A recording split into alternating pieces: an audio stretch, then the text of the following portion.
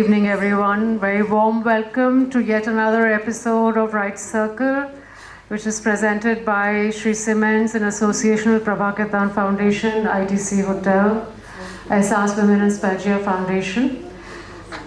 We have with us today one of my favorite writers, I must say. Sorry, I shouldn't be saying that, but yes. Priya is a fiction writer. She prefers living with her dogs.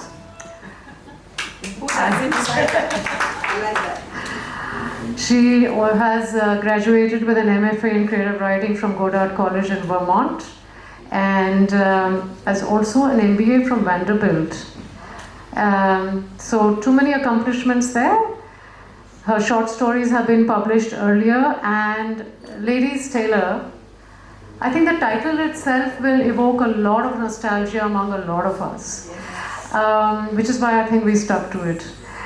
It's one of her debut novels, but she has a very, very bright, sparkling writing career ahead of us, especially because Syahi represents her. So we are extremely proud to have you with us.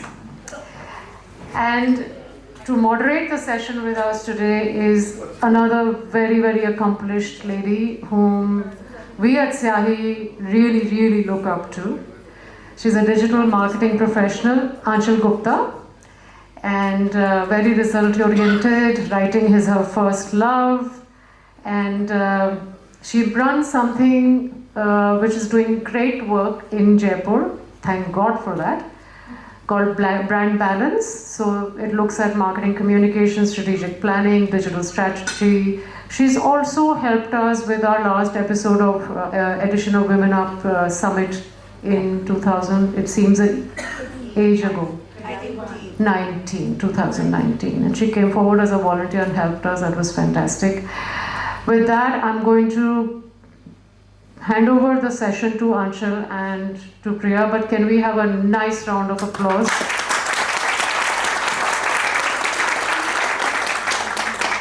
I just need a little more energy, Jaipur. We can't have Priya going back saying, "Bade thande log the." Before I hand over, please put your phones on silent. I have a housekeeping rule to announce today. When I send the Save the Date creative to all of you, please respond with your yeses, nos within the deadlines. Because if you walk in last minute, I can't say no to you attending the session because that's not the hospitality that Syahi shows. And I will never ever do it because I love you all. But the people who have walked in last minute will not get books. So just, I'm sorry, but that's the way my partners and I function, and I have to respect the rules that are given to me for the Right Circle series. And I expect Jaipur also to comply with that. Having said that, you people are the best possible audience that we can hope for. And I'm saying that because Pan-India have attended events, I have yet to see people from who will match up to people from Jaipur as audience. So right now I need applause for you all. No, louder. Louder than what you gave for Priya. Much better. Thank you guys, and thank you for being with us today. Over to you, Aanchal. Hi guys, what's up? I am planning to do a very fun session. So I think Priya is quite a fun person. I think we should start with the tattoos. Oh, Priya, can you tell us something about the tattoos? Of course you can't show them, but... If you'd warned me, I would have worn, something else. But yeah, I have three. I have one over here, which is a symbol for gratitude, and which I got just about the time I quit my corporate job, and it was just gratitude that I was able to do that and start writing. So that was about 8 years ago. Then I got another one here, which is the Tree of Life, and which I got a couple of years ago. And then this summer, I got a third one on this side, which is the Knot of Eternity. compassion and wisdom, or something like that. I think It's a Bhutanese symbol. Nice. So, I want to ask you. And it hurt like hell. Each and every one of I've them. got one and I know it hurts. Yeah, they hurt. So, I will straight away jump to Ladies Tailor. I wanted to understand your journey from a techie to a writer. What made you switch? Also, why Ladies Tailor? What inspired you to write such a book? I'm not a techie.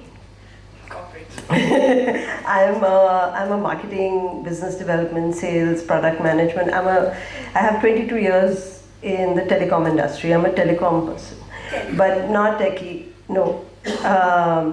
And I think I thought about writing because I wanted to understand my mother's life.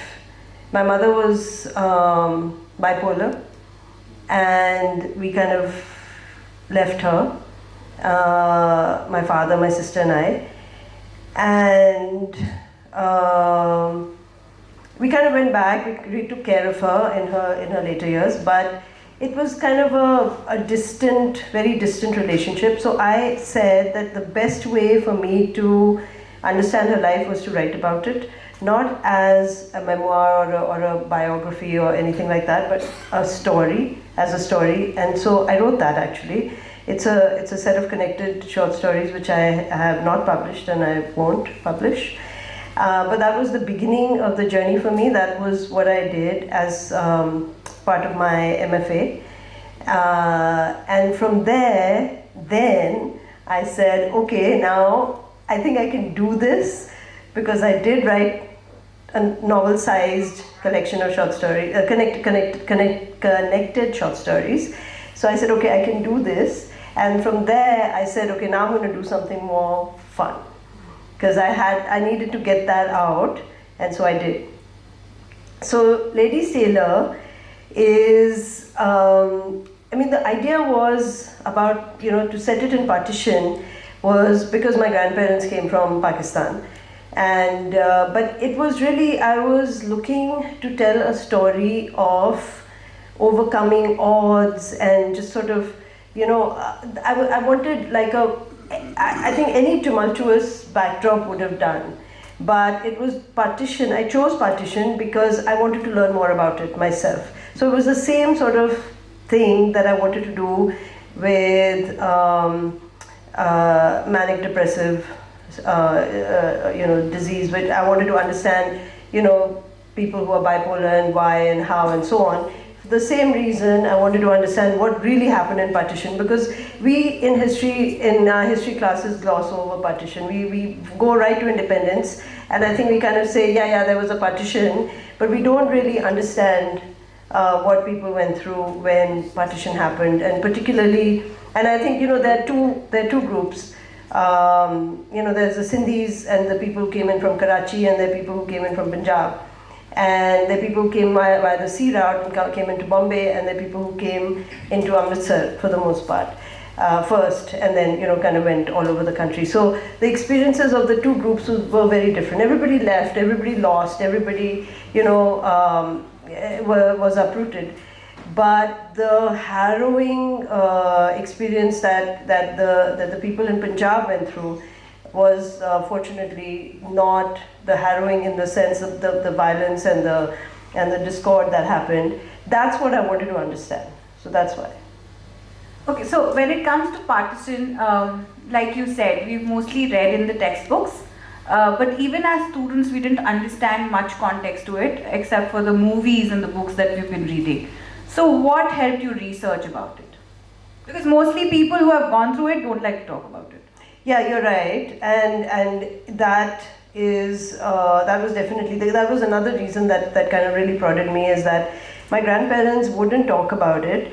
Now when I started writing the book a couple of years ago, my father would give me snippets. We came in trucks. I'm like, yeah, but that doesn't, he was also young, he was 7, 8 years old, and he doesn't really, he just says, I just remember we put everything in trucks and we drove from, where we lived, Haryal in Pakistan to Amritsar first and so on. But they don't talk about it. So what I did was, there was actually, when I started writing it, it was the 70th anniversary of partition, 70th anniversary, and that's when the partition archives were, that whole thing, and the partition museum and everything started in 2016. 2017 was the 70th independence. So there was a lot of partition related activity that had already started. But I had thought about partition already because I wanted to know more. I wanted to understand, because I'd done already, I'd said, I'm a writer now, I'm going to write. So I need to find things to write about, and I wanted to write about partition. So when all of this happened, there was a couple of days session at Oxford University. I went for that. I learned about this lady, her name is Ravinder Kaur, who wrote her thesis on partition, on Punjabis that moved and settled in Delhi right after partition. So I tracked down, and she didn't do it in India, unfortunately. There just wasn't that much of a force in understanding partition before the 70th anniversary of independence, of partition. So her thesis was published by the University of, it was published in Amsterdam.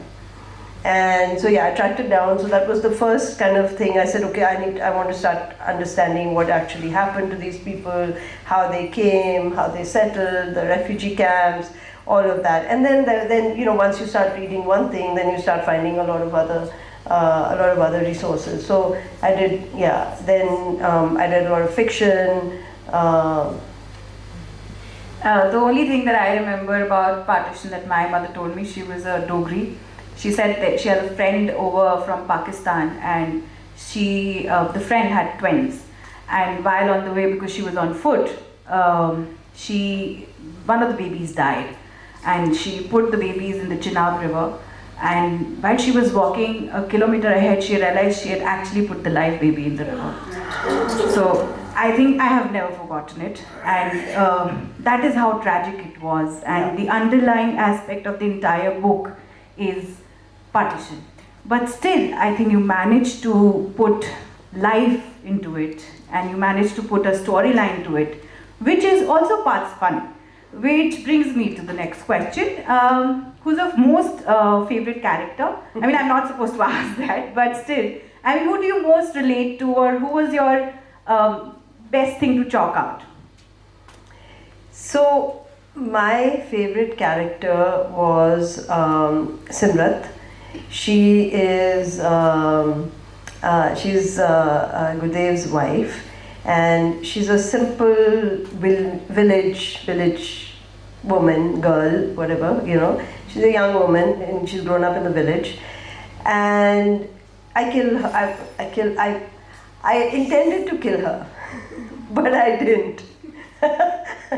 No, but it's like the characters you like best, or the characters who you think don't have a future, you need to kill.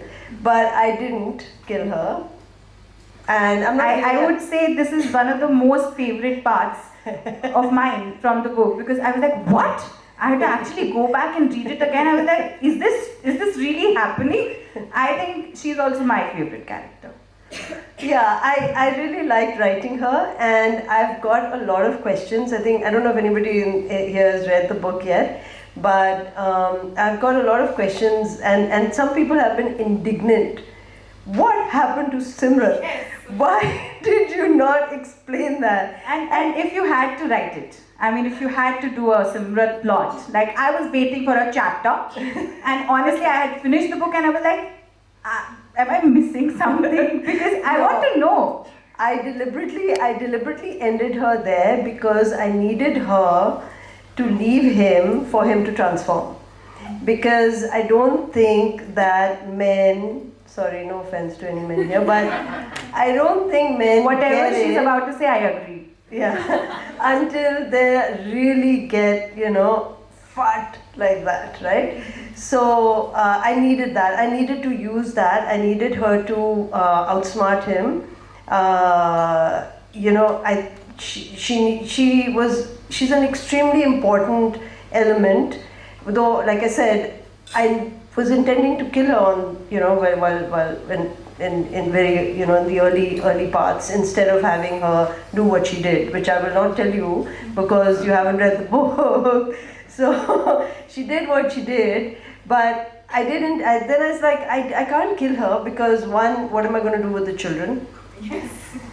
And two, the most important thing was that I really needed her to, get him off his, cocky high horse. And really kind of say, oh shit, man, yeah. So for me, it was like almost like a quick reversal from her role of a docile woman to someone who's done something that one can never imagine. And I related a lot. Another character I related a lot to, because if you all don't know, I have done a lot of research, and large parts of books. This book is about khadi. And I've ordered this suit and I've worn this attire because I wanted to look the part, which is also something that a character in the book would do, Noor. I want to understand what inspired her to you to write about a fashionista, because I think for me she's a complete fashion woman and set in those days. Yeah. So I wrote about her once again because I want to be like her. I want to be, yeah. So I because that's not me at all. If I would much rather be in jeans and some, or I'm not a dress up, smell nice, do long hair and that kind of a person. So I She did have long hair. She cut it. I not long hair. This much. I have this much. So yeah, I wanted to know more about what it's like to be that, and yet have a spine, and yet have a lot of spirit, and have sort of and it's not, it's not like she knew she was just interested in all of these things. It wasn't like, she wanted people to look at her or anything like that. It's just that she was she liked nice things. She liked to dress up. She liked to, take care of herself. And not that I have learned anything from her, but yeah. And honestly, I don't know any one person like her. I find that, people who are too much into all of that then don't pay attention to a lot of other things. And so I wanted a combination. I wanted somebody who's a fashionista and has a brain. Who starts wearing khadi. Now tell me, what is it about khadi? Because, if you read the book, you'd understand that apart from all the characters, one character is khadi. So, how does that go about? I mean, why khadi? So khadi was the fabric of the time. Gandhi was making that. And so interestingly, it was like 2 years. The book is kind of, parts of it are set. I mean, the book is set when they start creating their business and so on. It's a couple of years after Gandhi was assassinated, and khadi was hard to find actually, because a lot of people had stopped spinning and weaving it and so on. And then it made a comeback. Then it didn't, but in later years it's made a big comeback. And I have to say, I don't know if there are any, I am a big fan of Good Earth. And I buy Good Earth khadi, and it inspired me. I was like, okay, they can do this with khadi. So, I mean, so can my tailors, my character, the tailor. So let's go with khadi and let's make this fashionista embrace khadi, because it really looks good on her, not just because, it's the national, fabric and, Swadeshi movement and so on. Not just because of that, but because, she wants to it looks good and it's comfortable. Okay, so the last character that I would like to discuss, Gurdev, quite handsome, you know, I mean, quite dreamy. So who's the inspiration behind that? Is it the husband? Mine? No. You're shocked. You're shocked. Yeah. No. My husband is not a Sardar. And so Gurdev, actually his physical appearance is something I just kind of conjured up because I needed somebody, you know, big and strong, because he works in the fields, and you know, so I needed a big, strong person. But then his personality is something that I personally identify with a lot, because I'm kind of this a little too, you know, focused and set in my ways, and I create my boxes and I put things in my boxes and I don't open them till I need to, and you know, that sort of a thing. So it was trying to understand how, and I've loosened up a lot. So over the years, I've really kind of let go of some of those things. So that's the transformation I wanted him to go, you know, to undergo, and that's how so he's the old me, and then he transformed into the new me. Nice. Okay, coming back to you. What is your favorite literary pilgrimage? Oh, this is such a sweet question. So I'm a big fan of Amitav Ghosh. And Amitav Ghosh used to have a home in Aldona in Goa. And how I know this, I think Instagram or something like that. And we are frequent visitors to Goa. And that is, so, you know, he wrote The Glass Palace in Goa. That's the Burmese one, right? If anybody, okay. So he wrote one of his books in Goa, and there's a Burmese restaurant that he used to go to a lot. And so that's I go to Bomras every time I go to Goa. Bomras, yeah. So, yeah, Bomras. And then now he's at Edible Archives a lot, and he talks about that. So I am hoping to run into him one of these days, but then not really, because I won't know what to say to him. Neither. I hope you're listening. What? I can add to that story, but later. But now, recently, he posted on Instagram that he was like right next to my house in Goa, and I'm like, not, yeah. So, but he wasn't there very long, and he sold his house in Goa, unfortunately, so he's not there anymore. But I believe he still visits. So one of these days I'll catch him. So that's my pilgrimage. Okay, so I'd like you to share, and this is something which is personally important for me, because one of these days I aspire to be you. So I want you to describe the day you decided to quit the corporate job, and also something about becoming a first-time writer. Any tips or anything like that? So, I do need to clear my throat. This is where I think that single-mindedness sort of comes in, right? And I really wanted to give up. I was pretty successful in the corporate scene. My last job was at IBM. I was managing the Vodafone account for IBM. And before that, I worked at Tata Communications for many years. And so I had a career. I made some compromises in my career for my kids. My husband and I really balanced all of that. And I think that at some point,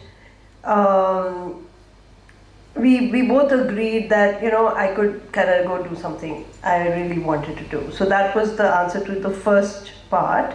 which was 8 years ago, and I quit first. No, yeah, I tried it out. I wrote a little bit, and I took a couple of online classes at Oxford, and I did a little bit of kind of, can I even do this? Because it's not like I've been writing since I was a child. I've been reading since I was a child. I've been reading non-stop, but I have never written. I had never written. So I said, okay, let me give it a shot. I know enough about what a story should read like. And so I took these courses where we had to write short stories, and it worked out. And then I quit. And then I said, okay, now I'm going to do this. But to get published as a first-time writer is the most challenging thing that I think anybody can attempt. It is just absolutely impossible. It's impossible. I don't know how I did it. I don't know how I did it. There was a series of things that happened which got me to Meeta, but So you find yourself a Meeta. Hmm? So you find yourself a Meeta if you want to get published. Well, yes, I think that's the only way. But to get to her is not that easy.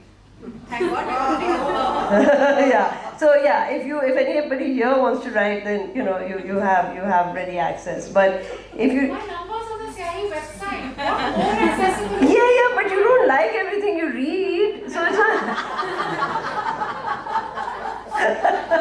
So I mean, it's a subjective business. So and it's like you can I'm feeling the pain, by the way, because my second manuscript has been. I am not even reading her comments.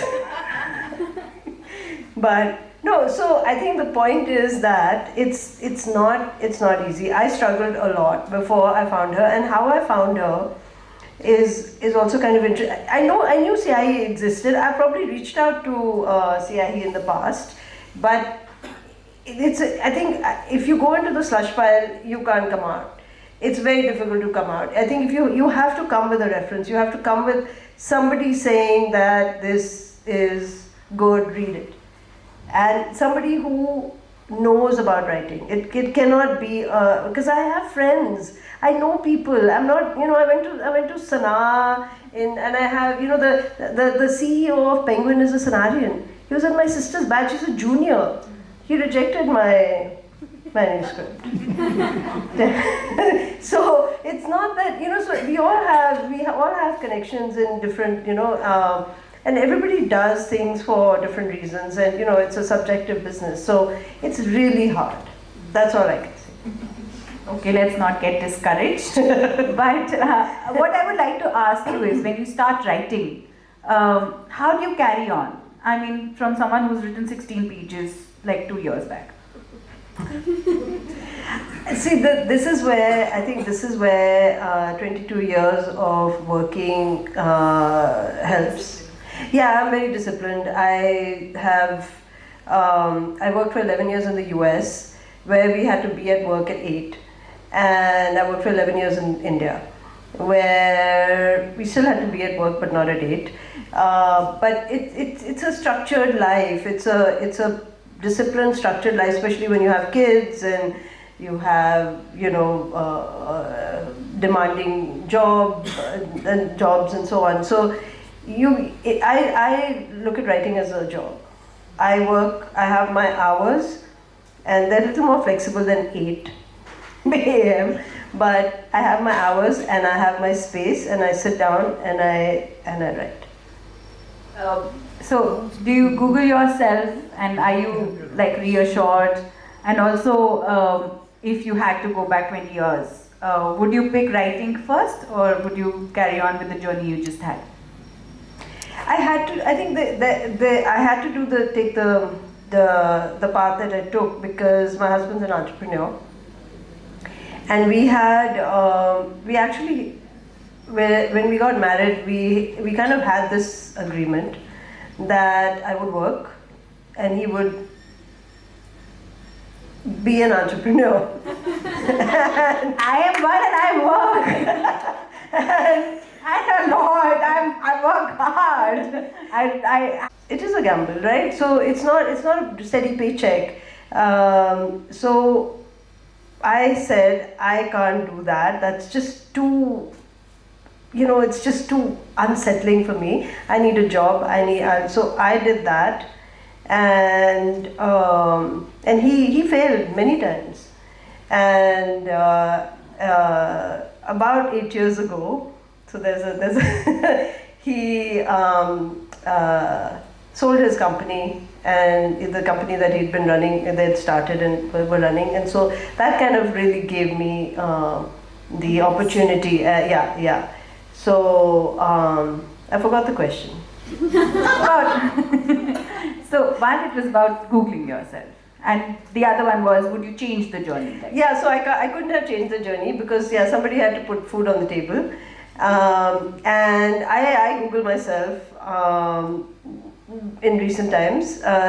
Before this, interestingly, when I Googled myself, the only thing I found was, there's this lovely lady in Pune, her name is Priyanka Rajiv. She's a designer. She makes my clothes for shadis and all. And then she makes me take pictures of myself, and then she's posted those pictures on Instagram and different places. So if I Googled myself, all I would see was that Priyanka Rajiv's photographs of me in her, outfits, because she wanted me to take pictures of myself when I wore her clothes. As model. No, I mean just like show what she wanted.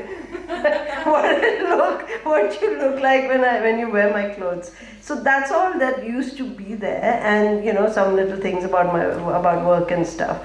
But yeah, recently it's quite so I pondered that question and I thought about it. It's not reassuring to be an author. It's reassuring to be published, not because of the reviews and the follows and the whatever, but because I have a leave behind. Yeah. So, I think there's a tangible thing that I will leave for my grandchildren to read at some point, and a lot others. Which again just brings me to the last question. What's next? I have two things that I'm working on. One is a prequel to Ladies Tailor. I have a theory that adventurism runs in families. So I'm going to test that out, or I'm going to write about that. And I'm writing about that. I'm writing about 4 generations before Gurudev. Yeah, it's kind of it's kind of Punjab and Sikh centric, because again, this is my history and this is my this is where I come from, and so it's an understanding for me. So I kind of go back. So for instance, just a quick little thing, in the mutiny of 1857, the Sikhs fought with the British against the sepoys and the soldiers, and they fought with the British soldiers against the mutineers. And one of the reasons why it is said that the mutineers lost and we couldn't get the British out at that time was because the Sikh army fought with the British. And I wanted to understand that. So there's a lot of work that's been done around that to understand why that happened.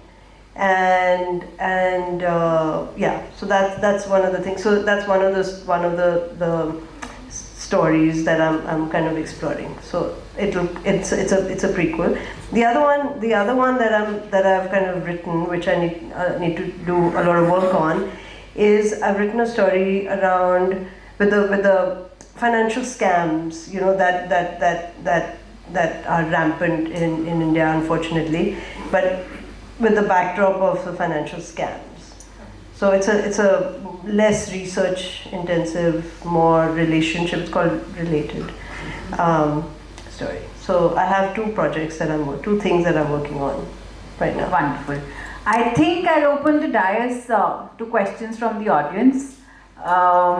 Anybody? Urvi has the mic. Jags is always the first one. Hi, good evening and a great session indeed. I just want to make an observation, it's not a question, that the Sikhs were with the British in the mutiny because Bahadur Shah Zafar had been installed by the mutineers as their leader, as the emperor, which was not acceptable to the Sikhs. There almost 5 of the gurus were hanged by the Mughals. That's That one was- reason. That was one of the reasons, and it's not only the Sikhs, even the Gorkhas sided with the British. You're right. And that's one of the reasons. The other reason, this is my next book. So, the other reason is because in the Sikh wars, in the Anglo-Sikh wars, it was the Sepoys that fought against the Sikhs in Punjab. So post Maharaja Ranjit Singh, the two Anglo-Sikh wars, the Sikhs were actually fighting against these people, and they preferred the British to fighting with the Sepoys, because there were very few British soldiers in the Anglo-Sikh wars. It was mostly the British army, but it was not British. Yeah. So there were many reasons, and that's what I'm uncovering and discovering. Yeah. But when she was talking about it, I thought that Jack's going to just... Okay, anybody else? No questions. I asked everything. Ma'am.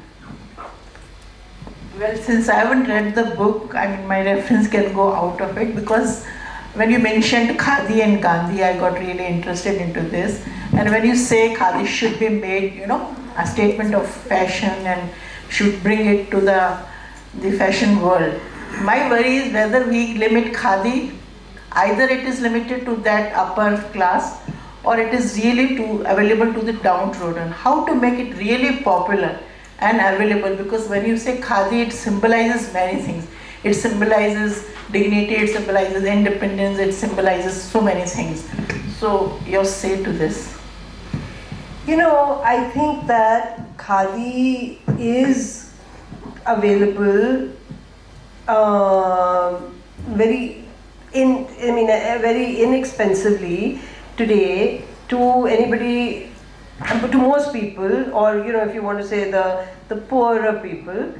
But it's the rich or the upper classes who don't wear Khadi, and so it's actually the other way around. So how do we get everybody, the wealthier people to embrace Khadi? Because the kurtas and a lot of things, that a lot of stuff that's very readily available and not expensive is not what the more wealthy people want to wear. So I think it's there for everybody else. But now, how do you get the rich to embrace it? Is by making it more fashionable and making it more stylish and making it more, and what I talk about in my book is it's the cut. Yeah. Nisha has.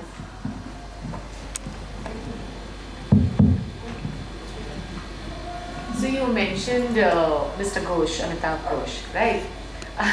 So what is your view on his book, The Hungry Tide?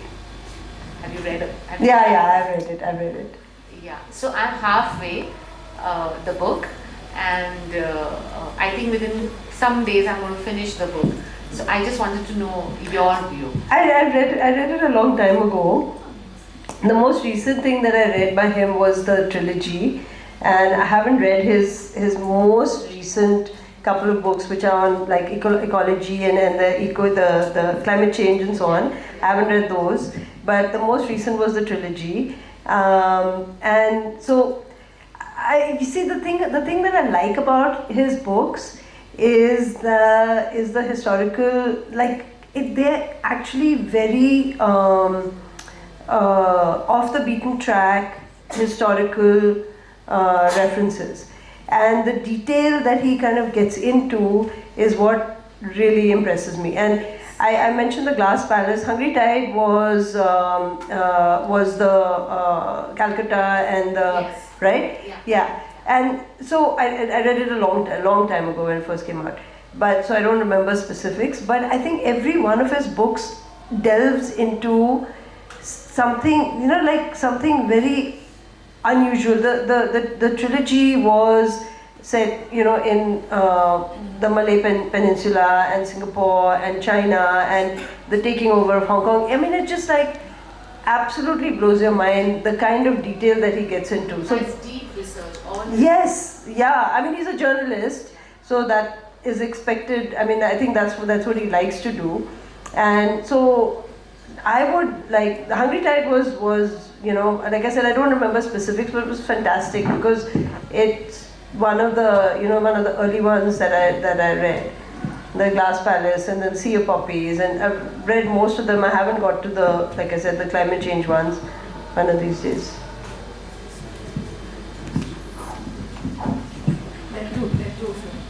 Yeah. Good evening. I wanted to ask you, how easy is it for you to work simultaneously on two different projects or books? I do different things on each one. So my way of working, I'm not Amitabh Ghosh by any stretch. So I am not doing, I do a lot of research, but I'm not writing historical fiction. I read a lot. So on one I'm reading, and on one I'm writing, and more I'm editing. So because when I was writing related, I couldn't do anything else. So, but once you've written and you start editing, then I can start doing research. So there's a lot of reading I do it took me 3 years to write Ladies Tailor. So there's a lot of research. And then I set the research aside. I just leave it, because then there's a backdrop, that's the things that are happening in my head, and then I write. I check back on dates if I'm talking about specific dates and stuff. I check back to make sure that I'm not just kind of really making things up. But so I do two entirely different things with two books. Can I go? Yeah. Yeah, hi, thanks. That's been a really, really interesting session. And Achal, thanks to you, you literally asked every question. So I haven't read the book, but after the session, I feel like I already know Simrat, I already know Noor and Gurdev. Trust me, you don't know. I mean, I have a reference. I feel like, they are familiar characters. So basically, just wanted to understand, because I feel like the narrative that you're playing around with is familiar to me as well, because both my paternal and maternal grandparents came from Sargodha and Rawalpindi, and I'm just interested to know that once you finished your research about the partition part of it, was there anything, I mean, in retrospect, when you went back to the manuscript once it was finalized, was there anything that you felt that you wanted to add more to the narrative and it kind of got left behind?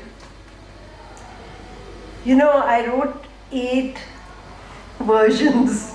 Wow. I have 8 separate, these are not minor versions. I have 8 separate, where in one I kill her, in one I bring her alive. She really is a perfectionist. In one I turn things around completely, and so by the end of it, I was, there's the other thing that I do, which I was telling Meeta about, is that I do a cringe test.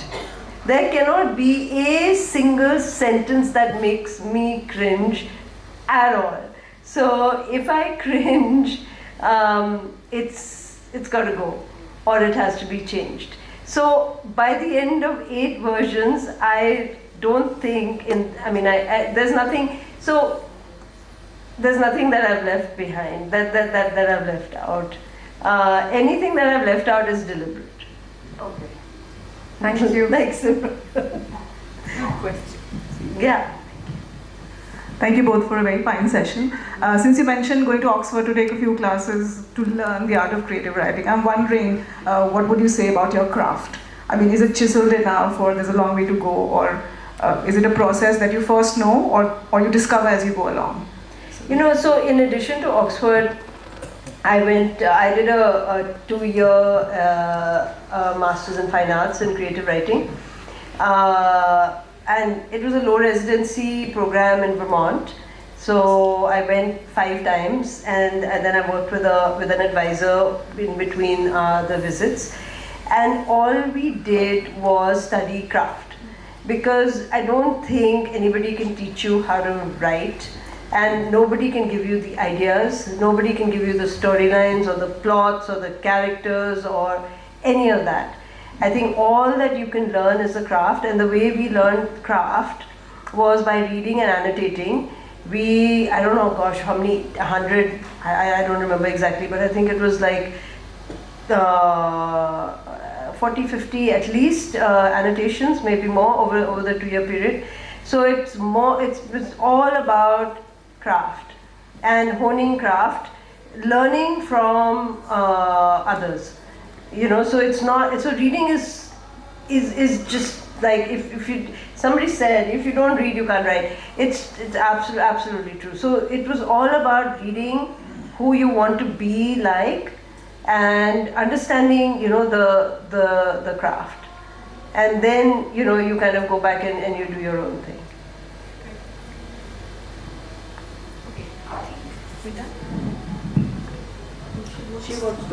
A word on Khadi. Yes. I had an occasion to work for Khadi for some time in my career. Khadi has got emotive values in India because of nationalism, Gandhi, subsidies, etc., etc. But middle class or higher middle class or the rich class fail to adopt it because these values of emotions and nationalism doesn't touch them much. It has become a poor man's fabric because of the subsidy and low cost. But my experiment has been that if you add design and quality to Khadi, make it a superior product in terms of quality and design, it works wonders. It is one of the most the natural fabric, whether woolen or cotton. Yeah. And it's so human friendly, skin friendly. So Sir, there's a you lot of just need gave to away most of the book. Please don't proceed. I'm telling you my experience. Yes. I haven't read the book. Yeah. I don't know. Yeah. It's true. I mean, honestly. This is what has worked in the Khadi. And the sooner we get out of this Khadi subsidy model and nationalism model and make it a competitive product on its own merit. Yeah. And putting in design and quality inputs, it will do wonders. Absolutely. Absolute. That's an absolute description of the book, guys. Yeah. It is. Also, Priya, just one question. Since you say you were in the corporate world for around 22 years, as you said, how much is the impact of your experiences in the corporate world in the writings that you're doing? Because your topics are also very unique. Of course, we've read and heard a lot about partition, but beyond that, the projects that you're now further going with. So is it, were you trying to emulate a few of the characters which you met during your journey in the corporate world, or some experiences? How much is the impact? That's what I wanted to know. I actually left my corporate life. I just shut the door and Really is something. walked away completely. You know, I wrote this little thing about being left brain and right brain, right? And I always forget which is which, but I didn't use my creative brain much. You know, when I worked, and you know, I got my undergraduate degree was in marketing and economics, and I got an MBA in 1992, and so it's all like very, very analytical, and you know, and I had to switch that off. I've switched it off and have moved to, a very different way of thinking and living. And it's actually, I don't know, I think my husband will agree, I am very, very chilled out, which I never used to be. So I don't want to bring anything from my corporate. Which husband does not like a chilled out life? Yeah. So yeah, no, you have to be a different. I think you have to be a different person to be successful in the corporate world, and you have to be wound up, and it's like. And there's always, and as a woman in senior roles, somebody's always trying to pull you down. Somebody's always trying to. It's wonderful to just be on your own. So maybe some people. So I have written a few short stories which are kind of reflective of my corporate life, but the novels not at all. Yeah, not at all. I have a question for you, that you have been dealing with mental health issues in the family, and you've written about it, so obviously your understanding of it would be deep, and you've researched, and considering its connected stories which are worthy of a novel or a complete work, have you juxtaposed that kind of knowledge and research into your other characters, or you plan to write something like that? Because I think in today's world, currently, mental health needs a lot more focus than it has. It merits a lot more attention. And perhaps, as writers, you do make a difference in the consciousness, the social consciousness. So, would you think about it? I think you should. Yeah, I work with an NGO in Pune. I'm a trustee with an NGO in Pune called Connecting. It's a suicide helpline, and I recently joined them, like late last year, and they have it's a very, very interesting model where it's not psychologists and psychiatrists and social workers or anything taking the calls, it's all volunteers. And the volunteers are trained. And the training is based on 3 things. One is non-judgmental, non-advisory, non-moralistic.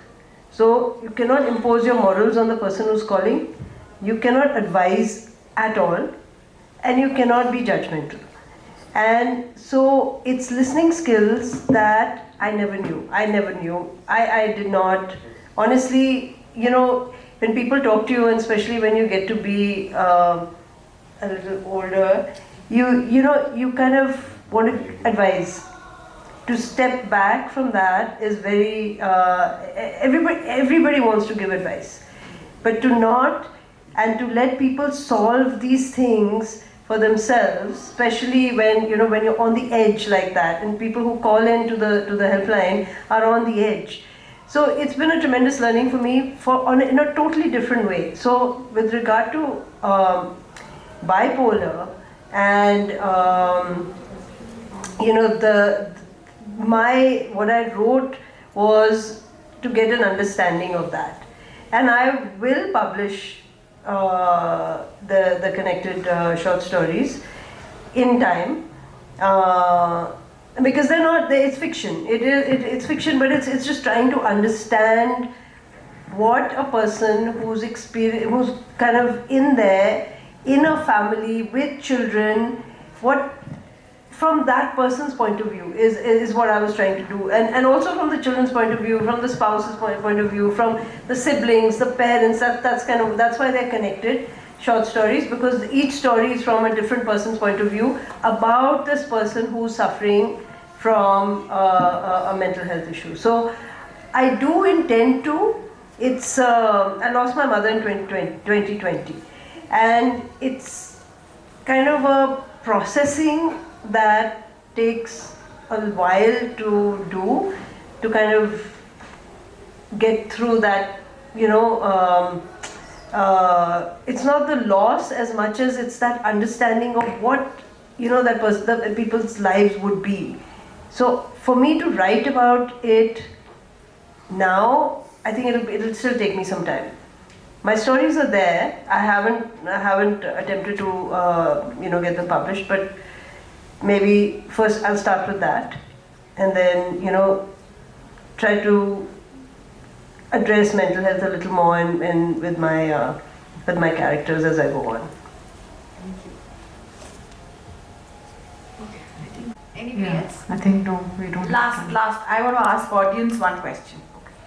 So, guys, there's candies here. I'd give a lot of candies to whoever answers it correctly.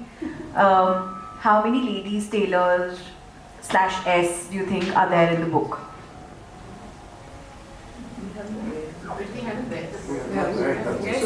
Just guess. Yes. 4, 5, 1. 1. Somebody said 4. You get the candies. Oh wow. You get the 4. On that note, please.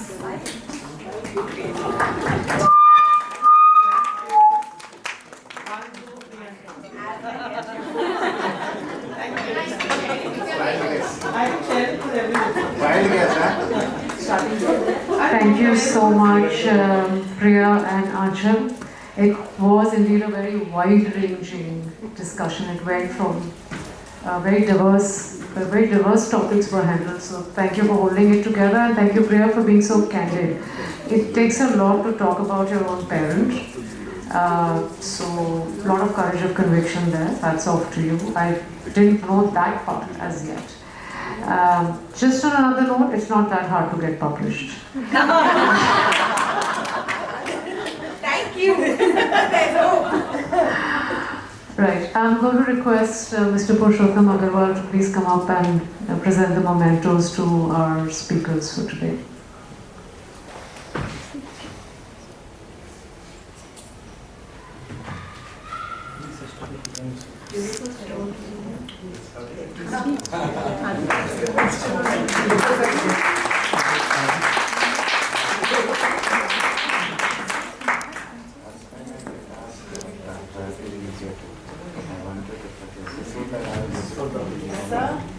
Very pretty. Thank you so much.